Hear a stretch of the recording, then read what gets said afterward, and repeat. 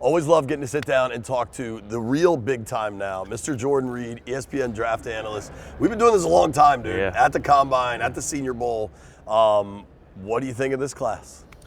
It's a quarterback-driven class at the top, which is something that's going to be a big question for the Commanders right now. Caleb Williams is at the top, Jayden Daniels of LSU, and then Drake Maye of North Carolina. So a very quarterback-centric draft. And then offensive tackle. That's another class that another position you're going to hear about in wide receiver.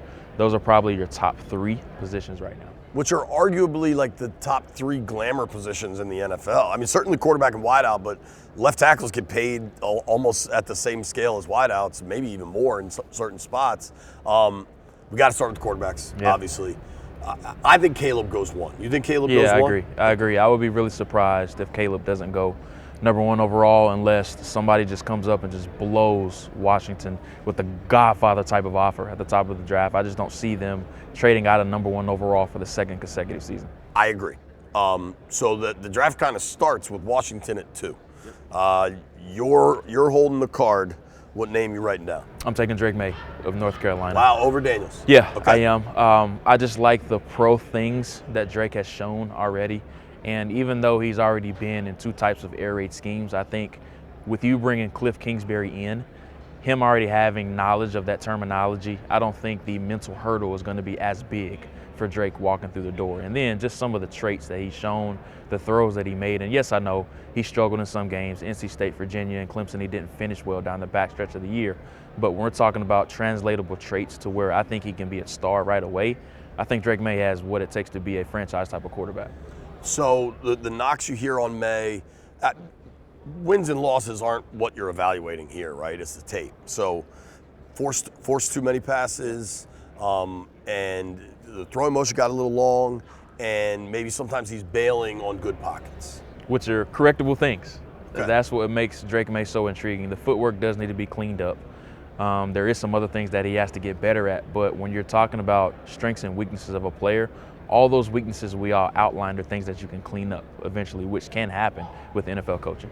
And he's way more mobile than people think, right? Yeah, I mean, he's a very, very underrated athlete, and you're seeing him making plays all over the field. Now, he'll probably end up not performing here, like any of the athletic testing, but what kind of numbers would you expect him? Like, who's a comp for Drake Maye for you?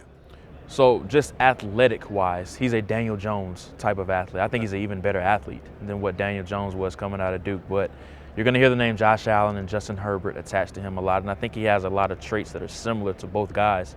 And that's not to say he has the type of ceiling that Josh Allen has, but I think Justin Herbert is a fair comparison for him in the long run. You get Herbert, you're very happy. You're going to sleep good at night if you have Justin Herbert type of quarterback. Now, half of my Twitter is going to celebrate that you want Drake Maye. Half of it's going to scream at me because they want you to take Jayden Daniels. Why would you put Drake over Jayden right now?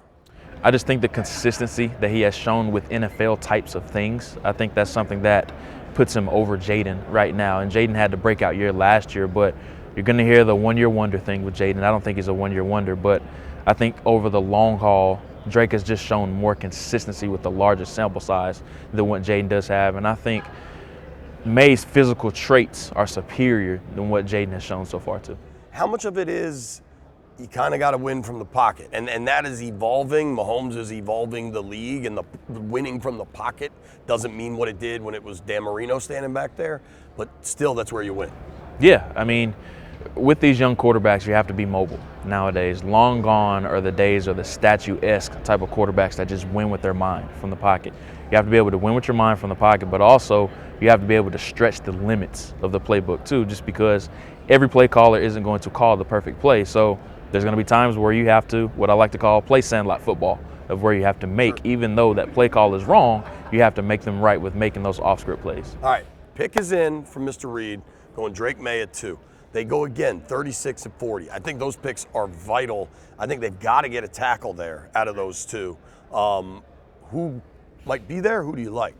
2 players. Jordan Morgan of Arizona is one that I like quite a bit. Now, the big debate about him is he going to be a guard or is he going to be a tackle? But for the Commanders' sake, it's a best of both worlds just because you need help at guard. I think they need a left guard, and both tackle spots could be open, depending on how you feel about Andrew Wiley and then also Charles Leno. So if he is a guard or a tackle, I think you're going to be good at either spot with Jordan Morgan. So he would be one. And then another, if we're talking about defense, Adisa Isaac is another name that I think they could look at in that second round from Penn State.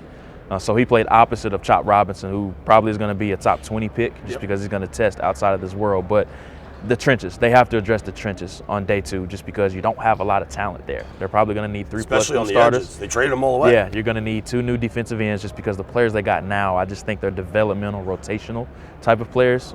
With Sweat and Young now gone, you're going to need that high-end starter in the long run. What about the backer, kid from A&M?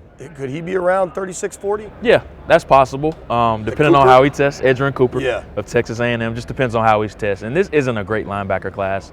We don't have some of the names like we have seen in years past. There isn't a Roquan Smith or any guys like that you're debating on if he could be a top 15 or top 20 pick.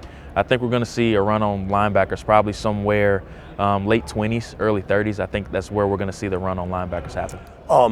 I know you got to run, but I did want to ask you, when the Commanders hired Adam Peters, you sent me a text.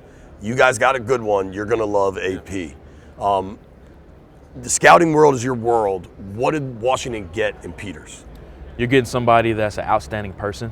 First and foremost, every encounter that I've had with AP and everybody that knows AP that's in that building, I've said he's a fantastic scout, but he's a absolutely phenomenal person as well. And I think that's something that Washington does need with this infuse of new energy and a breath of fresh air with these new owners. Josh Harris has done a really good job. I think he's knocked out the park from just trying to win over the crowd standpoint right now. But with AP, I think where he's going to help is finding those hidden gems. I think that's something that Washington has really struggled with in years past, finding those late round developmental guys. And just look at San Francisco's roster.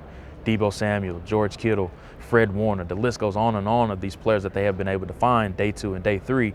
That's exactly what Washington needs just because they need so much help on the roster.